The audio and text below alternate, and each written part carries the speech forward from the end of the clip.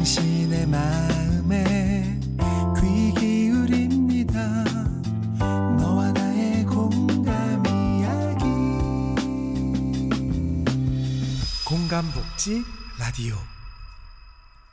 공감복지 라디오 임주연의 아름다운 동행, 김종희 작가의 3일간의 인문학 강좌 시간입니다. 그 세 번째 시간인데요. 자, 오늘은 대중가요 긴 울림의 인생 서랍이란 주제로 함께 하겠습니다. 김종희 작가님 안녕하세요. 네, 안녕하세요. 네. 저희가 금강산에 살고 죽은 진경산수화의 대가 겸재정선 이야기를 들려주셨잖아요, 어제. 네. 그리고 저희가 첫 번째 시간에는 천원지폐 그림, 개상정거도 그림을 그린 주인공을 또 함께하는 그런 시간이었는데, 제가 1,000원짜리 지폐 한 장을 이렇게 보면서 너무나 소중하게 여겨지는 거예요. 그래서 다 우리 네. 김종희 작가님 덕분이 아닌가라는 생각을 했습니다. 아유, 감사합니다. 자, 오늘은 대중가요 긴 울림의 인생 서랍이라는 주제로 이야기를 나눠볼 텐데, 먼저 선생님이 생각하는 대중가요란 어떤 걸까요? 네, 대중가요는 특정 시대의 일반인들의 보편적 정서를 가장 잘 대변하는 문화적 표현물이라고 생각합니다. 가령 어쩌면 희노애락을 가장 직접적으로 전달하는 매체가 아닐까 싶은데요. 동시대인들에게 또 당대 대중들한테 광범위하게 유포되고 또한 대중들에게 자발적으로 수용되는 문화가 저는 대중가요라고 생각합니다. 네, 대중가요. 어떻게 생각하면 이 대중가요 속에서 많은 위안을 우리가 받기도 하잖아요. 네. 우리 작가님이 생각하기에는 노래가 우리에게 어떻게 위로를 준다고 생각을 하세요? 저는 이제 출신이 시골에서 성장을 했거든요. 또 시골의 특징은 집성촌의 특징은 60-70년 특히 도시로 돈 벌러 가는 언니 오빠들이 참 많아요. 60-70년대에 도시로 돈 벌러 간 K 장녀 또 K 차남들에게 위로가 되었던 것이 아마 노래였을 거라고 생각하는데요.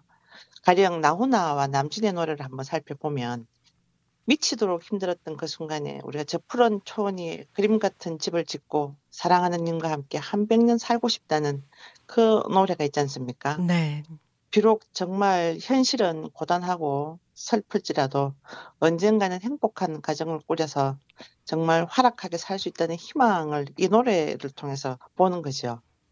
또 한편으로는 나훈아의 고향역을 한번 보면 코스모스 피어 있는 정든 고향역 이쁘니 꽃분이가 나를 반겨주겠지. 금이 환영하는 나를 반기는 고향 또 돌아갈 고향이 있다는 것을 생각하면서 현실을 견뎠던 것도 아마 노래의 힘인 것 같아요. 그런 도시에 돈 벌러 갔던 K 장남, K 차남, K 이 차녀들이 들고 올 종합 선물 세트를 기다리는 K 막내가 바로 저였습니다. 아, 네. 그랬군요. 언젠가 어느 그 조사 기관에서요. 한국인이 가장 사랑하는 애창곡은 어떤 노래일까 하는 그런 조사가 있었거든요. 네. 우리 작가님이 좋아하는 애창곡도 있으시죠? 네, 물론 있죠. 저는 한국의 시인들이 좋아한다는 노래 봄날은 간다를 좋아하거든요. 네. 그 한생의 지난한 길을 뭐 이토록 담담하게 음. 풀어낼 수 있을까? 아니면 삶의 허무와 쓸쓸함을 저토록 잘 헤아리는 노래가 있을까 싶을 정도로 그 노래를 참 좋아합니다. 그런데 저는 또 그 노래에 대한 저만의 사연이 있어요. 치매 친정어머니 생애 마지막 3년을 제가 모셨거든요. 어느 꽃 피는 봄날이 지나고 꽃 지는 마땅을 한참 보시더니 갑자기 "너는 날마다 봄날을 살아라." 이러시더라고요. 그래서 제가 "봄이 가고 없는데." 이렇게 얘기했더니 저희 어머니 말씀이 "얘야, 가슴이 뛰면 봄날이지. 음. 날마다 가슴 뛰게 살아라. 가슴 뛰는 곳으로 걸어라." 이러시더라고요. 그래서 그 후로부터 봄날은 간다가 제 애창곡이 되었습니다. 네. 어머니가 굉장히 멋진 분이시네요. 네. 우리 작가님 막내 따님이신 거네요, 그러면은? 네. 저 7 남매의 아. 막내입니다. 그래도 어머니는 치매기는 하셨어도 행복하셨을 것 같아요. 그 막내와 함께한 시간이 많았잖아요. 네. 네. 어머님이 좋아하시는 특별히 애창하시는 곡이 있었어요? 예, 어머니도 음. 봄날은 간다를 자주 아, 부르셨고, 예. 어머님. 그래서, 예, 그 네. 어머니를 생각하면서 저도 이제 어머니의 한때와 어머니와 같이 보냈던 저의 한때, 그리고 저의 지금을 생각하면서 봄날은 간다를 1, 2, 3절까지 잘 부릅니다. 그렇군요. 아, 좀 한번 불러달라고 말씀드리고 싶은데 음악이 없다 보니까. 네. 저희 프로그램을 애청하시는 분 중에서 노래 교실 다니면서 활력을 찾으셨다는 분의 사연이 있었거든요. 근데 그분이 네. 이제 우울증까지 겪고 그러셨는데 노래를 듣고 직접 부르기도 하시면서 극복을 하셨다고 하시더라고요.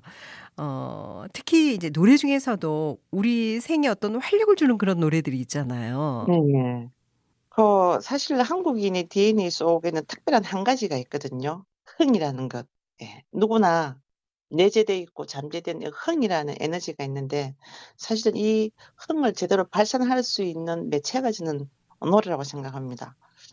길 가다가 레코드 가게에서 나오는 노래 나도 모르게 따라 부르기도 하고 또 버스킹하는 그 팀들을 보면 같이 춤을 한번 춰 보기도 하고 그 모든 노래들이 그런 것 같아요.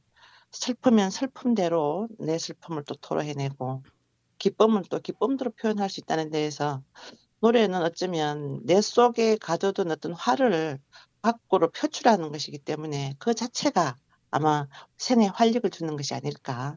특정 노래가 아니어도 마치 오래전 우리 이야기에 임금님 기는 당나귀 기라고 대숲에서 외쳤던 그 사람처럼 노래를 통해서 스스로 자기 위안을 할 수 있는 힘을 얻는 것 같습니다. 네. 작가님도 아시겠지만은 요즘에 이제 우리 대중가요에는 트롯이 대세라고 하잖아요. 네. 열풍인데요. 뭐 여러 경연을 통해서 대망의 주역들이 탄생되기도 하는데 우리는 왜 이렇게 트롯에 열광을 할까? 그런 생각을 한번 해본 적이 있었거든요. 작가님은 네. 어떠세요? 좀 아쉬운 건 저도 트롯 이 경연대회 나가고 싶은데 나이 제한이 걸리네요. 네. 네. 트롯이 주는 정서가 아마 저마다의 사연을 협계일차처럼 달고 가는 게 우리 인생이잖아요. 드러내어 다 말하지 못해도 누군가 내 얘기 들어주는 한 사람을 기대하면서 우리는 시인의 말처럼 어쩌면 선운사 해오소를 찾아갔는지도 모르겠습니다. 그런 정서를 잘 어루만져 주는 것이 또 트롯인 것 같아요. 부모에 대한 자식으로서의 마음, 자식에 대한 어버이로서의 마음, 아내에 대한 남편으로서의 마음. 다시 말해서 사람이 누구나 가질 수 있는 보편적 정서, 애틋함, 미안함을 잘 표현하기 힘들지만 그 마음을 대신 전달해 주기 때문에 나의 감정이입이 되는 것 같습니다. 그러니까 한 시대를 걸어가는 가장이나 한 사람으로서 어떤 막막함을 열어주는 창이 바로 트롯이기 때문에 우리는 누구나 다 트롯에 열광하지 않을까요? 네. 그 대중가요 속에는 우리가 이제 시대 의식을 반영하는 사실 노래도 많지만 뭐 트롯도 마찬가지입니다마는 음. 대부분의 많은 노래가 이 사랑을 담고 있잖아요. 뭐 남녀 네. 간의 사랑도 있고 부모와 자식 간의 사랑도 있고 그 사랑이 담겨 있는데 노래로 읽는 사랑의 정의는 무엇일까요? 정말 중요한 말씀 해 주시네요. 사랑이 빠지면 사실 인생사에서 음. 어떤 희열이 있을까 싶은데 사랑에 대한 정의를 노래에서 찾아보면 대표적으로 나훈아의 사랑은 눈물의 씨앗이잖아요. 음. 사랑이 뭐냐고 물어본다면 물으신다면. 예. 눈물의 씨앗이라고 네. 말하겠어요.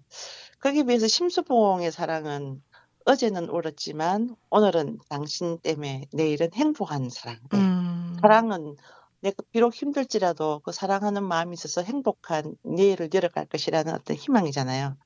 근데 이 사랑이 눈물의 씨앗이 되는 이유를 이선희의 알고 싶어요에 잘 나타납니다. 사랑이 시작되면 사람들이 미묘한 감정의 세계가 아주 스펙트럼이 생기지 않습니까? 가령 바쁠 때 전화해도 내 목소리가 반가운지, 음. 내가 정말 어여쁜지, 예. 진정 날 사랑하는지 정말 자꾸 알고 싶잖아요. 그래서 얘기를 해 달라고 하는데 이처럼 사랑을 하게 되면 자꾸 확인하고 싶고 기대하게 되고 그러면서 자기만의 방법으로 또 나만의 프레임 속에 상대를 묶어 두고 싶은 욕망이 생긴단 말이에요. 있는 그대로를 추앙하면 사랑이 되는데 자꾸만 내가 원하는 방식으로 끌어당기면 집착이 되는 그 어떤 추앙과 집착 그 사이에서 만나게 되는 딜레마 그것이 눈물의 씨앗이 아닐까 이런 생각이 들거든요. 네. 그럼 이럴 때 노래는 현상으로 존재하는 것이 아니라 우리로 하여금 어떤 생각하는 힘, 또 철학적 어떤 상상력을 주는 것 같습니다. 그래서 노래는 감히 철학이라고 얘기할 수가 있겠습니다. 네. 우리가 이제 대중가요 속에 수많은 사랑을 담고 있지만은 또 이별도 담겨 네. 있잖아요. 그래서 노래에 담긴 사랑과 이별에 대해서 이야기를 한다면은 네. 사실 이 사랑하는 마음도 말하기 힘들지만 이별하는 그 어떤 허망함, 상처 이런 부분을 채우는 거는 사실 힘들지 않습니까? 사람이 온기를 떠나와 봐야지 비로소 온기를 안다는 것처럼. 근데 이제 이런 이별의 슬픔을 안으로 삭혀들면 병이 될 텐데 이것을 노래로 표현해내면 오히려 드러내어서 말을 함으로써 나에게 어떤 치유 기능이 되는 것 같아요.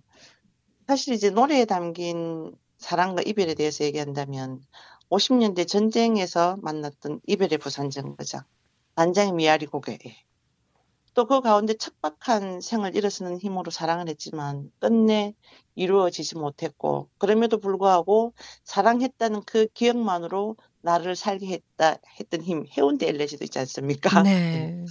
그러니까 이 시대 정신을 온몸으로 받아들였던 한 사람들이 그 속에 이끼처럼 살아낼 수 있는 정서, 사랑과 이별 이 모두를 아울러서 나에게 끊임없이 생명작용과 또 자정작용을 해줬던 것이 바로 사랑과 이별의 정한을 담은 대중가요인 것 같습니다. 맞아요. 근데 대중가요 속에 보면은 사랑도 아름답지만은 네, 저는 개인적으로 이별도 참 아름다운 것 같아요. 특히 남녀 맞습니다. 간의 사랑은 더 그런 것 네. 같습니다.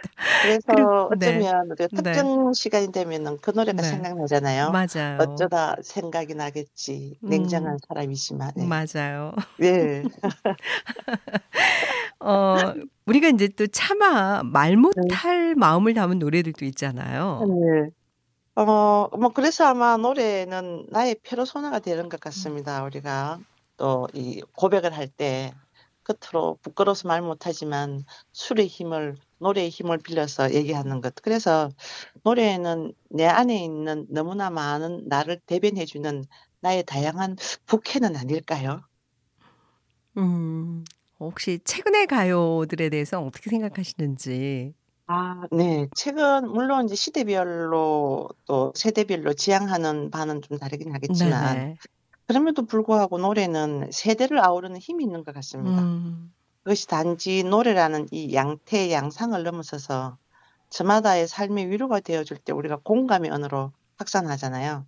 저는 최근에 가수 황가람의 반딧불 그 가사가 그렇게 이 애틋할 수가 없더라고요. 나는 내가 빛나는 별인 줄 알았는데 또 한 번도 의심한 적 없지만 몰랐어요 내가 벌레라는 거. 그래도 나 괜찮아 눈부시니까. 예. 이 노랫말은 제 주변에 중년의 많은 언니 오빠들이 또 저를 비롯한 많은 사람들이 이 노래에 뭉클해지고 또 그들의 자녀들이 이 노래를 추천해 주면서 "꼭 엄마 이야기 같아. 꼭 아빠 이야기 같아." 이런 말을 해 준다 하더라고요. 네. 그래서 그런 이 시대의 노래지만 그 젊은이의 노래가 50-60을 살아가는 우리 생을 내 생을 한번 돌아보게끔 하는 내가 누구인지를 돌아보게끔 하는 하나의 거울처럼 비춰주는 현상 같습니다. 그래서 참 뜨겁게 와 닿더라고요. 이렇게 음. 아마 이제 노래가 우리에게 크게 다가오는 거는 그 노래 행간에 들어있는 담담함, 짧은 글이지만 그 짧은 글 속에 우리의 인생의 희노애락, 애오욕이 모두 응축되어 있는 것들. 우리가 어른들이 이렇게 말씀하시지 않습니까? "내가 살아온 이야기 소설로 쓰면 10권은 쓰고 남아." 예.